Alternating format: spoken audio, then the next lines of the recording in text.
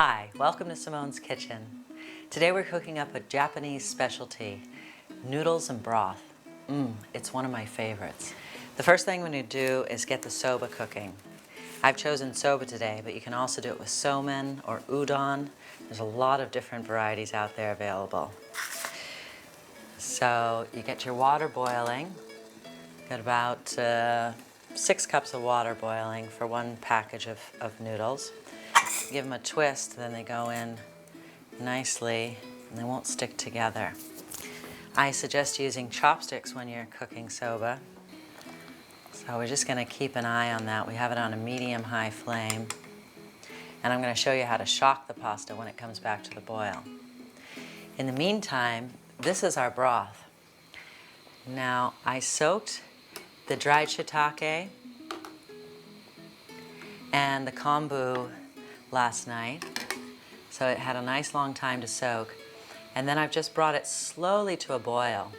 This is the kombu, and that's a sea vegetable, which is a natural flavor enhancer, and it makes a great broth. So we're gonna go ahead and cut up the shiitake. Sometimes the stems of the shiitake are tough. In that case, you wanna be sure to remove them.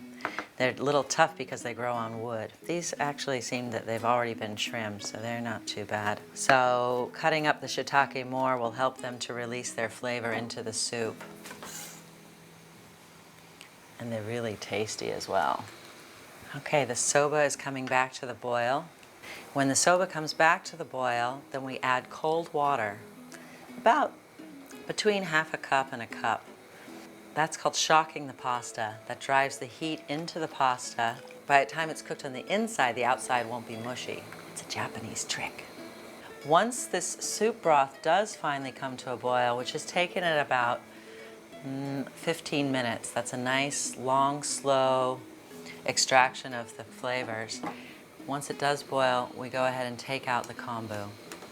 Now the kombu, as it is now, you can just put on a plate and you can use it later in a vegetable dish, or you can just discard it.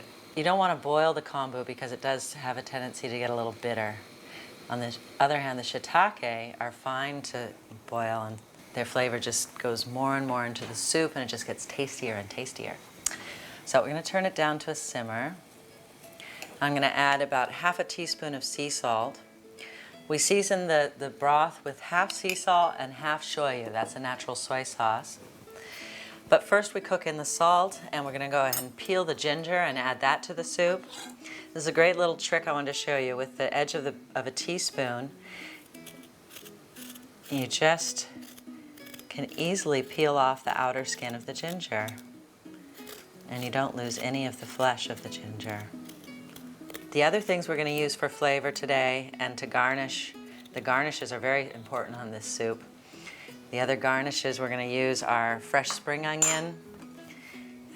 We've got some toasted nori, which I've just used some scissors to cut into small pieces. And I might put a pinch of chili flakes and a dash of toasted sesame oil that adds a lovely flavor. A little fresh ground black pepper, and maybe a slice of lemon. It looks pretty and it adds a great flavor.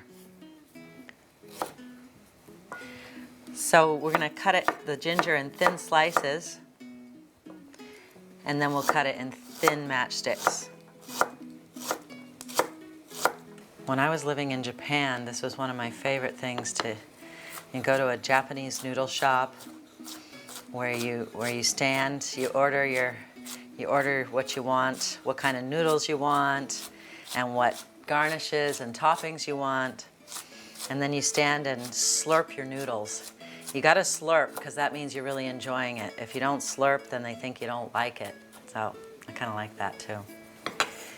Okay, we're going to go ahead and add the ginger into the broth. It's kind of a lot. It's going to be nice and gingery. I'm going to keep that as back. All right, and the soba is boiling again. It's going to be close to done. Let's take one noodle and have a check. You just pinch it in half, and I don't know if you can see that, but it still has a little bit of raw in the middle. So we're going to shock the pasta one more time. just means adding another 1/2 to 1 cup of cold water. And when the pasta is ready, the soba and somen, these really fine Japanese noodles, you got to be careful not to overcook them. And then you want to run them quickly under cold water. That keeps them from sticking, stops the cooking process. All right, those just need another minute and then they'll be done. Okay, so the soup has been simmering for about 5 minutes with the salt in. We're going to go ahead and add the shoyu. You know, you could season it only with shoyu, but then it gets a really dark color. This way, using half shoyu and half salt means that you get a beautiful colored soup, and it has a lighter flavor. That's going to be delicious. We're just going to let that simmer in about 3 minutes. In the meantime, I've strained and rinsed the noodles in cold water. You want to immediately rinse the soba or udon or somen in cold water to stop the cooking. Yep. Then you can go ahead and serve it into your bowl. This is a great noodle bowl, a nice deep bowl. Put in your soba. Top it with the spring onions. We're going to add a slice of lemon. That gives a beautiful flavor.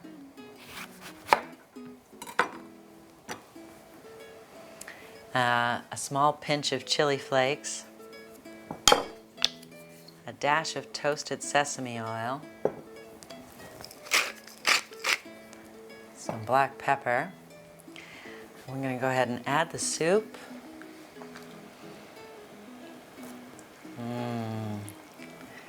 Smells divine. This is a really great light dinner or great lunch. Often when I've been cooking all day, all I want to eat for dinner is noodles and broth. And then finally you can top it with the nori, sea vegetable, and it's ready.